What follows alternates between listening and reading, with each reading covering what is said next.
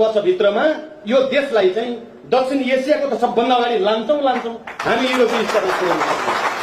Kathmandu Pokhara rail आएपछि बेनी जाँदैन। बेनी जाँदा कहाँबाट जान्छ? कुस्मा हुनु परेन? कुस्मा त स्टेसनै हुन्छ।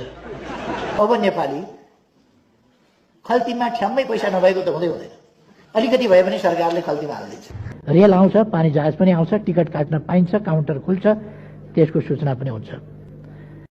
सिलिन्डरको फेज समाप्त गरिदिन्छु, घरमा चुलामा पाइप पुर्याइदिन्छु।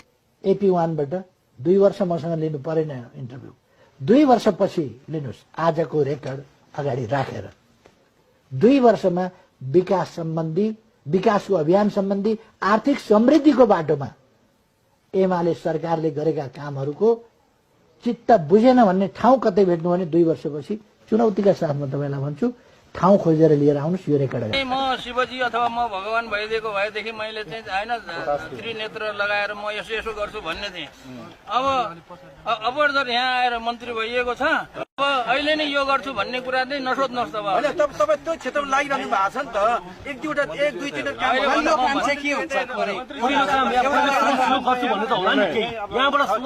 पहिलो काम चाहिँ मन्त्रालयमा गएर अब के छ त्यो कुरा बुझ्ने हो।